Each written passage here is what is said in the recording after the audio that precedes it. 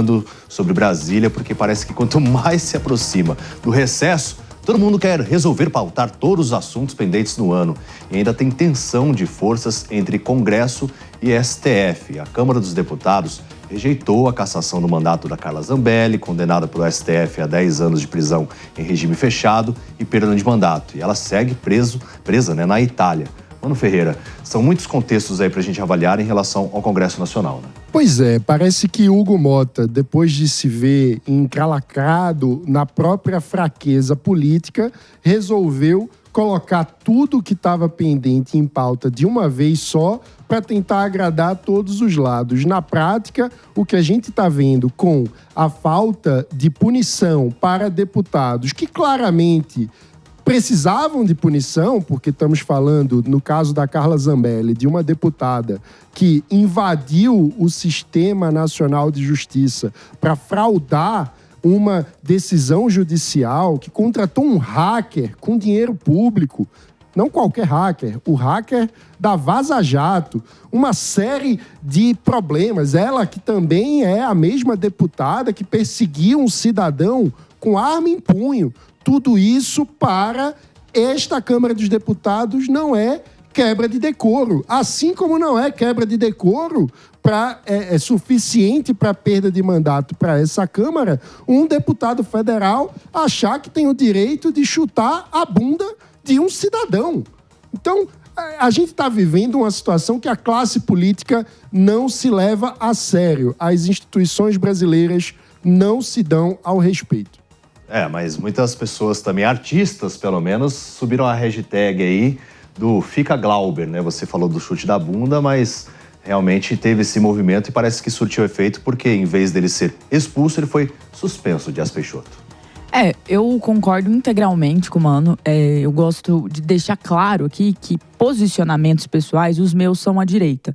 Mas isso não significa de forma alguma que eu vá passar pano para pessoas que descumprem a lei ou que, de fato, tem processos que são com amplo material probatório, e há processos em que isso não acontece, e eu os criticarei aqui, como sempre o faço, mas nos processos onde existe ali todo aquele material probatório em relação ao Walter Delgatti, que é o hacker, em relação à própria postura da deputada, é uma situação muito diferente. A mesma coisa sobre o Glauber. E os dois têm, para mim, uma situação em comum, que é, ela tirou aqui em São Paulo uma arma que inclusive o ex-presidente Bolsonaro já falou em podcast que foi a razão pela qual ele julga que perdeu aquele pleito, que perdeu aquela eleição. Ela apontou a arma do nada e vídeos comprovam que não houve empurrão. A priori ela falou que houve, mas ela saiu ali apontando a arma para uma pessoa que discordava dela, que xingava, que fosse, tal como foi no caso do Glauber.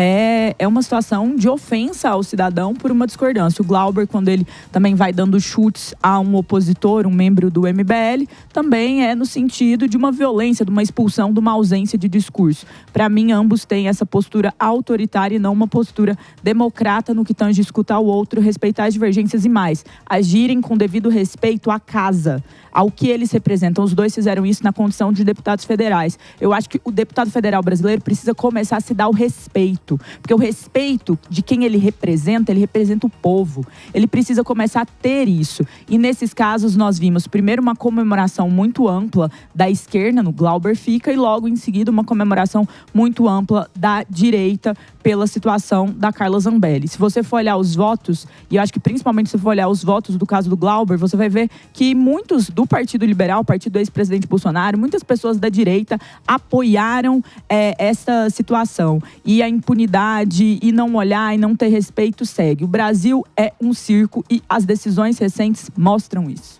Mas também, né, tem aí questões que a gente precisa avaliar sobre o aspecto de qual foi a conduta daquele parlamentar e o que acontece com ele, né, Isadora? A hashtag do Glauber Fica, que tá sendo bem ali desde ontem, tá em alta no Trend Topics, eu acho que ela representa também um questionamento público sobre essa arbitrariedade do Congresso, né? O próprio povo não consegue entender qual o direcional que a gente tem, o presidente da Câmara agora ainda. Existe uma arbitrariedade ali nas suas definições, ao que parece, por vezes a gente acha que vai para um lado mais de concordância em questão de posicionamento político, de alinhamento partidário, parece que às vezes também entrega uma colher de chá para tentar amenizar a sua imagem, que está sendo questionada também. Então, acho que o Glauber Fica, ele veio porque o Glauber foi colocado ali no momento de votação de várias pautas ao mesmo tempo, juntamente no pacote com o Zambelli, com o Ramagem, com outros políticos que estavam com outras questões, e foi visto pela opinião pública como o Glauber tendo uma cassação ali não tão similar aos pontos que estavam sendo questionados pelos outros deputados. E aí também entramos na pauta do próprio protesto em si, né? Quando o Glauber se posicionou ali dentro da Câmara e foi tratado de uma maneira completamente diferente de que a direita foi tratada num protesto muito similar. Mas isso não influenciou. O Mano já estava olhando aqui. Pela opinião pública, não, né? Pela influenciou. bolha da esquerda, Isadora. Não, A bolha da esquerda achou que o Glauber foi tratado de um jeito que não devia. A opinião pública é muito mais diversa do que isso. Eu acho que não dá para colocar como se a sociedade brasileira estivesse em defesa de Glauber Braga. É um deputado que chutou um cidadão.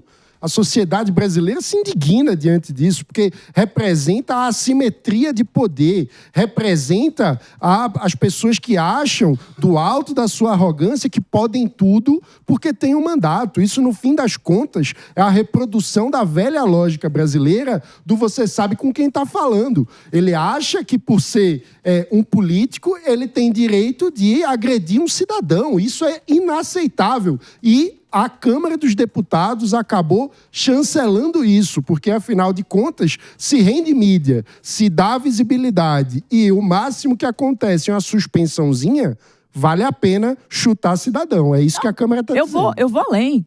Não é nem só isso. Ontem todo mundo foi tocado. Conversei com alguns parlamentares lá. Ô, deputado, como você votou, né? Isso, que loucura é essa? Pois é, eu queria saber isso, desses bastidores. E aí, a pessoa que me disse isso, se sensibilizou com um discurso da Sâmia Bonfim, deputada do PSOL por São Paulo, também esposa do Glauber, que fez uma fala que é bonita mesmo, que é uma fala sobre o luto que eles passaram, a perda do irmão dela, 15 dias depois do incidente, o Glauber perdeu a mãe, e ela fez uma fala bem comovente, e nesta fala ela coloca: todos nós podemos estar sujeitos a ativadores pagos, pessoas que ficam provocando. E aí, bem, diria Arthur Duval com Ciro Gomes ali, bem nisso, e ela coloca isso e fala: se nós, deputados, abrimos esse precedente, independente de direita ou esquerda, vão aumentar as pessoas que vão fazer isso para levar a nossa cassação. Esta é a conclusão do argumento. Ele falou: eu fiquei tocado. Eu falei assim: não, mas o senhor ficou tocado pelo que ela falou do emocional ou pela chance de alguém fazer isso com o senhor? Ele riu. Assim, a realidade é que este é um argumento corporativista que ressoa muito bem nos corredores do Congresso Nacional. Então, a decisão da manutenção do Glauber, para mim, são duas mensagens. A primeira, evitar que isso aconteça com outros parlamentares que podem reagir da forma como ele reagiu, ou seja, de maneira violenta e não apropriada em relação a isso, criar essa blindagem, uma congresso-jurisprudência. E o outro fator é a fragilidade de Hugo Mota. Todo mundo está insatisfeito com Hugo Mota e viram ali por assim dizer, não literalmente, mas um tapa na cara em relação ao Hugo Mota, que vai pautar várias cassações que ele imaginava que passariam e que não passarão. Não passarão, porque se a do Glauber não passou, foi a mais apertada ali, a da Carla não vai passar, a do Ramagem não vai passar e a do Eduardo Bolsonaro não vai passar. Então ele pôs um projeto para se votar, ele pôs algo em votação e ele não tem os votos. Então a descredibilidade, a descrença dos parlamentares com ele está muito alta, ele se mostra extremamente fragilizado. Talvez pela primeira vez a gente tenha uma situação em que um presidente da Câmara, em período recente, pode sim ter problemas para permanência no seu cargo. Antes de comentar sobre esse racha aí da direita, né, os bastidores, porque realmente os parlamentares da oposição foram favoráveis a uma punição mais branda aí ao Glauber, você citou também do Hugo Mota. E eu queria trazer o contexto, até que o Mano explicasse pra gente, porque o Eduardo Bolsonaro chamou o presidente da casa de bonequinha de Moraes, foi isso? Exatamente. Isso no contexto em que temos esse pacote de votações sobre perdas de mandato. O Eduardo Bolsonaro é um dos alvos, então devemos assistir os próximos passos desse processo ao longo da próxima semana. E aí, Eduardo se manifestou, acho até que temos uma sonora, falando sobre a postura do presidente da Câmara, Hugo Mota.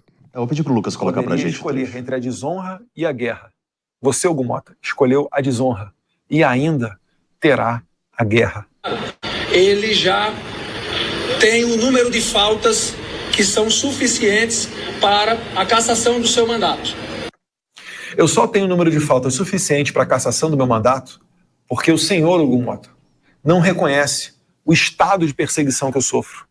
Porque você prefere cerrar fileiras com Alexandre de Moraes, cedendo às ameaças dele, e quando você faz isso, ele sempre vai te ameaçar. Eu não sei porquê, eu não sei qual é essa sanha que as pessoas têm de serem bonequinhas do Alexandre de Moraes. Eita, bonequinha do Alexandre de Moraes provocou mesmo diante de uma possibilidade de cassação, né? E lembrando que ele está na mira tanto da Casa, né, da Câmara dos Deputados, como também do Supremo Tribunal Federal. E aí segue provocando com essa também viagem aos Estados Unidos, viagem permanente pelo jeito, né, Isadora? O Eduardo está aproveitando ali para trazer um pouco da faísca que já está acontecendo nessa tensão entre Supremo e Congresso, né? Que a gente está vendo respingar para todos os lados. Então, tentar utilizar isso como uma justificativa para o seu eleitorado, no momento em que o bolsonarismo ali está sendo questionado também pela direita, estamos ali falando da rachada da direita. Então, ele utilizar dessa estratégia, que é a estratégia de eu preciso de um inimigo em comum aqui para tentar me proteger de alguma maneira, no momento uma fala que cabe, porque é a única possível. E o Hugo Mota tá com essa imagem fragilizada, ele tá sendo questionado por ambas as partes, juntamente com esse momento que a gente tá vivendo dessa rixa com o Supremo, especificamente com o Alexandre de Moraes. Então, Eduardo aí aproveita desse nome para tentar se defender de alguma maneira. Mas é indefensável, tanto acho que para o seu eleitor, quanto para a oposição, quanto para todos os que acompanhamos esse último ano, Eduardo Bolsonaro sendo pago com dinheiro público para estar nos Estados Unidos desde então, né? Com a justificativa primeira de que foi a uma missão lá para defender ali sua política interna, tentando se reaproximar, mas não se sustentou e o próprio eleitor hoje continua questionando. Estamos pagando Eduardo Bolsonaro com dinheiro público e ele continua lá sem exercer a sua função. Então, acho que é uma insatisfação pessoal e para todos nós no momento em relação ao seu mandato.